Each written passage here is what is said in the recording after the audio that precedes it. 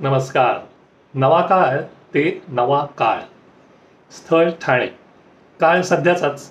सकाळचे 7 वाजले आणि मिजोबा घरातच अस्वस्थपणे येरझाऱ्या घालू लागला. शाळेत निघालेली नमोत्री ते पण बघून अस्वस्थ झाली. तिने खुणेनेच हळूच वीणाजीला विचारलं की काय झालंय म्हणून. वीणाने झटक्यात उत्तर दिलं, अगं काही नाही मोठं. 7 वाजून गेले तरी रोजचा पेपर आला नाही ना, त्यामुळे अस्वस्थ आहे स्वारी. सगळ्यात दुःखी माणूस आहे तो जगातला या क्षणी.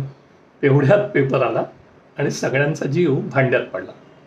वरचा परिच्छेद काल्पनिक असला तरी भावना शब्दन शब्द खरी आहे.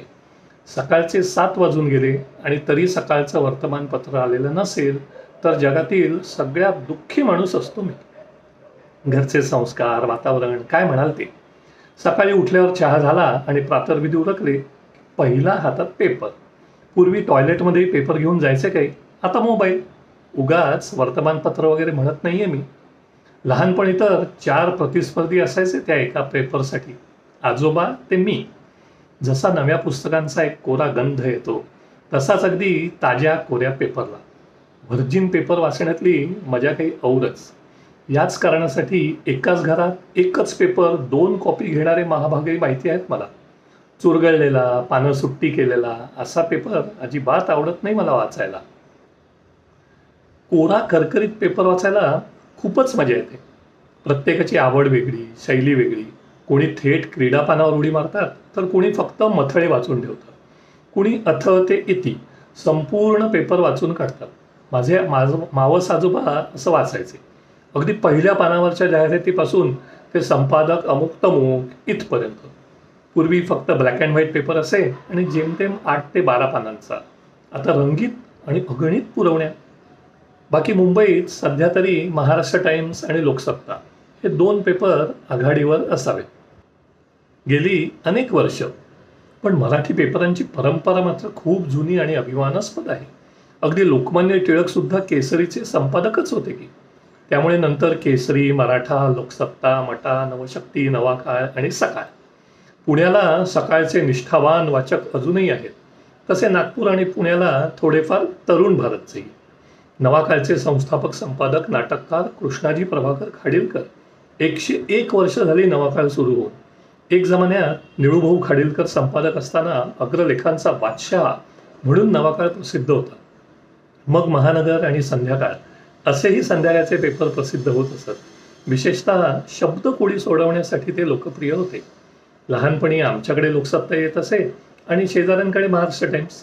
मग दुपारी एकमेकांच्या पेपरची देवाणघेवाण होत असे. टीव्हीच्याही आधीचा जमाना तो. पहाटे लवकर दूध आणि पेपर वाटणाऱ्या मंडळींचा राबता असे.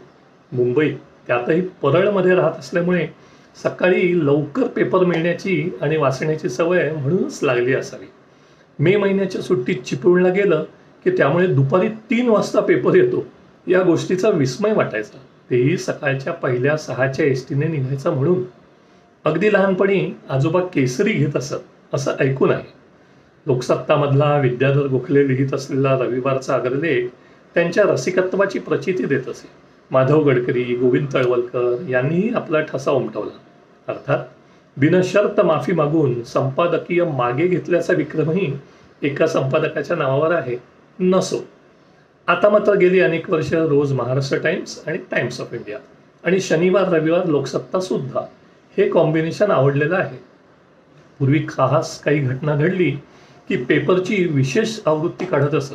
उदाहरणार्थ लोकमान्य टिळकांचे निधन, माणूस चंद्रावर उतरला इत्यादी.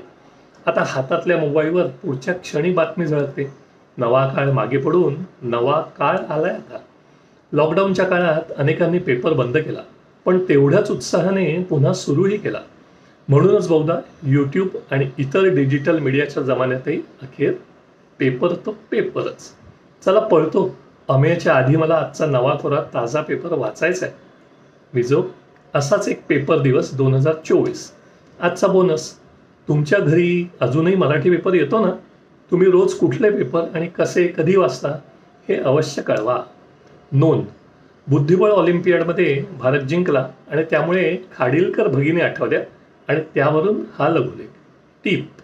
मी कुठल्याही प्रकारे प्रायोजित लेखन करत नाही. हा लघुलेखही त्यास अपवाद नाही. नमस्कार.